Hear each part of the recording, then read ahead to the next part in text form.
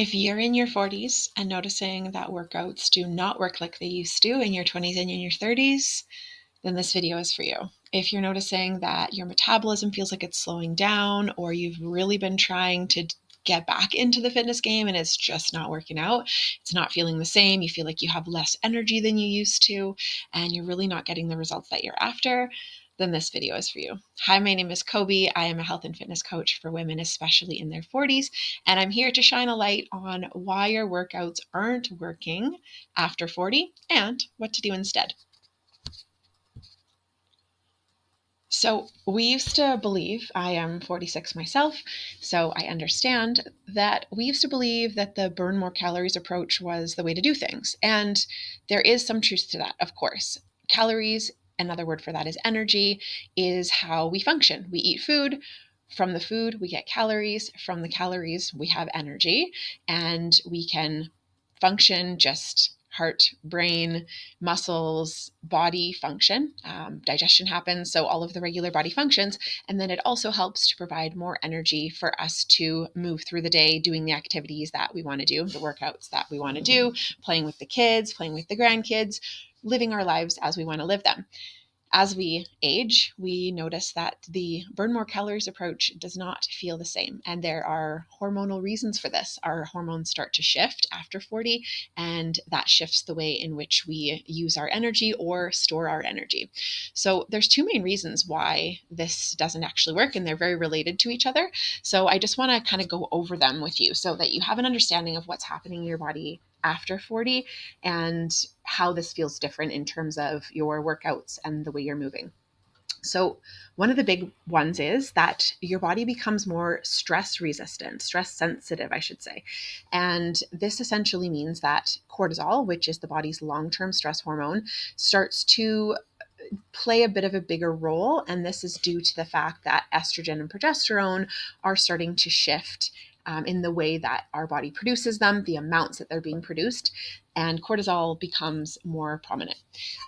Because cortisol becomes more prominent, then you'll notice more fat storage potentially, especially in the midsection if you're noticing more fat storage, and you'll notice less energy, which is how potentially workouts aren't working for you, is because you're just not feeling like you have enough energy to do them.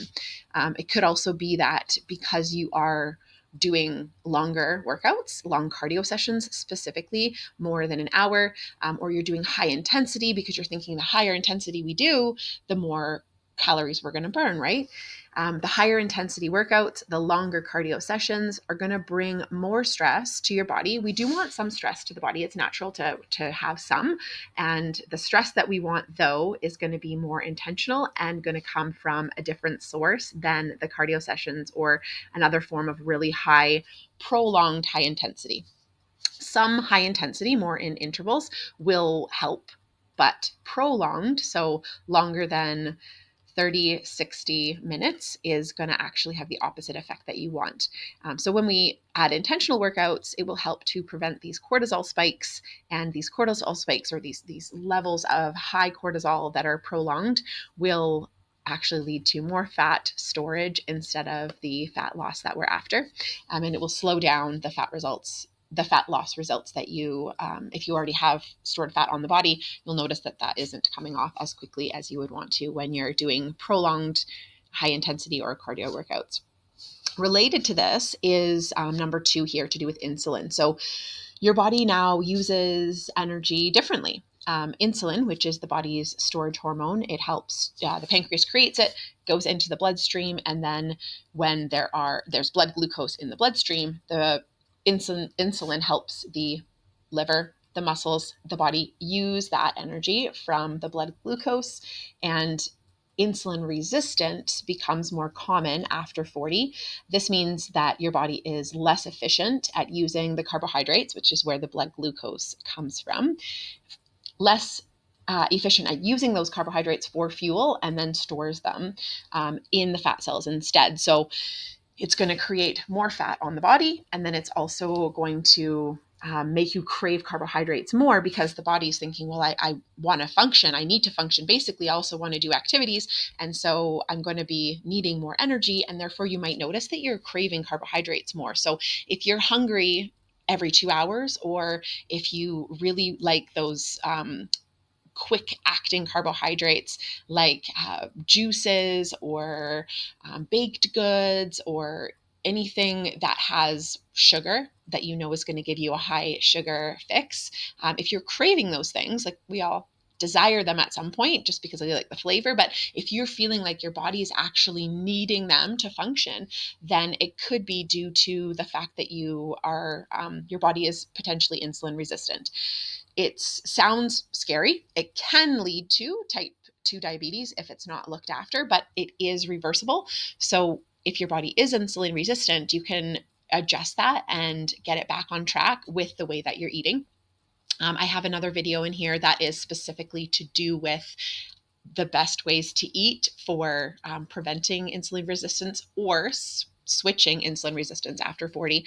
But this video is solely for fitness. So if you want to know more about nutrition, then finish this one and pop on over there.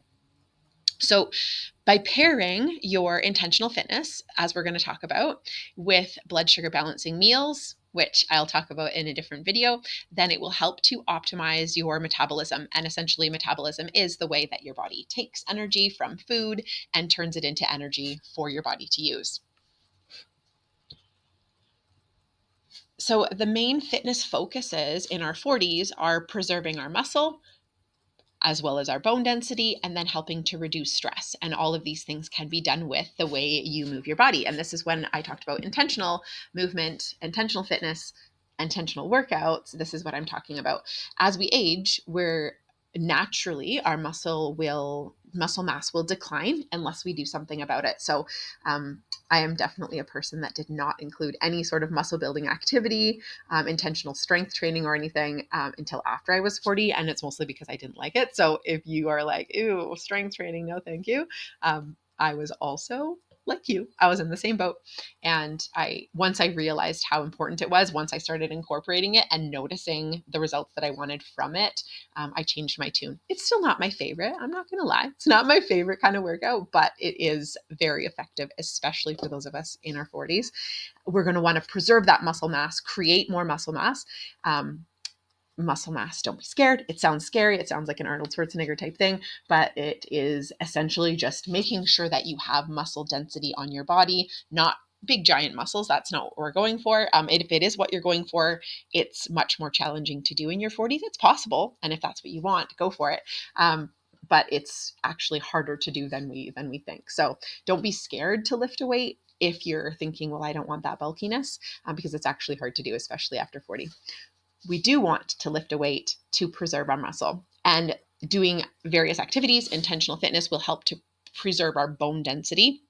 And then it will also help to reduce the stress, as we talked about in the previous slide, with the cortisol.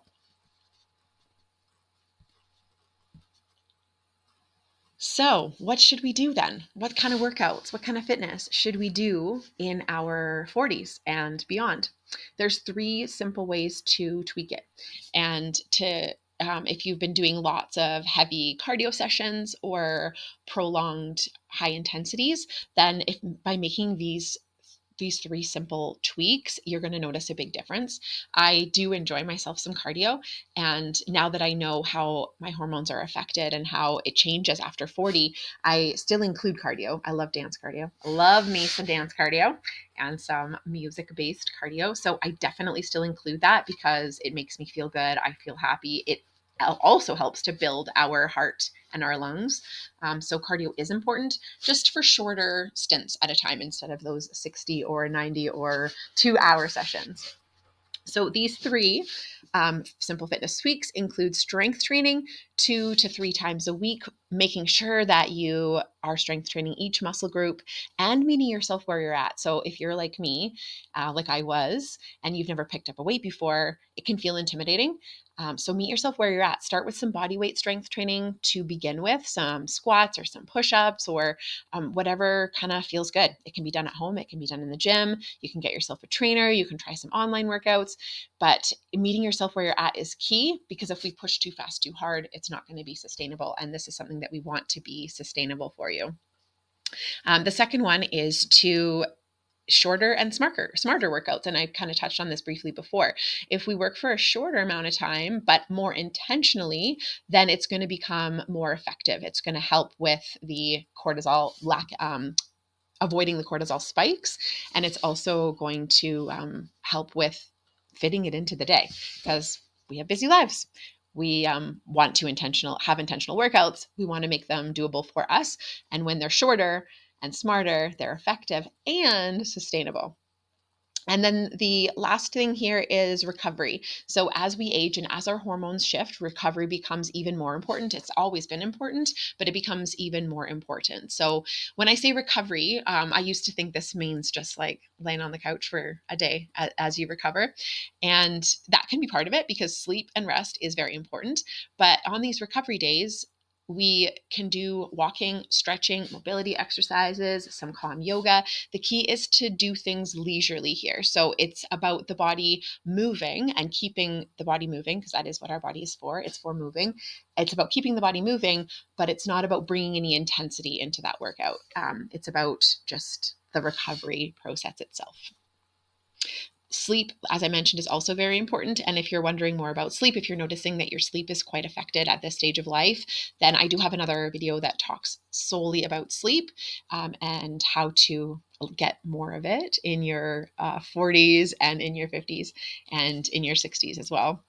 But particularly in our 40s and in our early 50s, we can notice sleep is impacted and not know why. So check out my sleep video if you need some tips and pointers on that.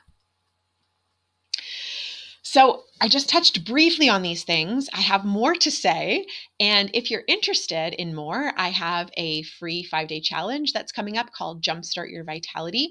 And I created this challenge to help women understand and reconnect with their bodies, to help us understand what's happening in our body in this stage of life, to help us know how to feel the best, to feel confident, to feel energized, to feel strong, to feel independent as we age. And this Jumpstart Your Vitality is all about learning about how to do that and then trying out some things. So if you're interested in signing up for this free challenge, it's 5 days. You get some workouts in there, some 15-minute workouts that you can easily put into your day. You get to learn more in depth how fitness gets to work for you in your 40s, and then also more in depth on how nutrition gets to work for you in your 40s as well, and how it doesn't have to feel so hard and so confusing and so overwhelming. So check out the link in the event or in the description here, and then you can sign up for that for free if you like.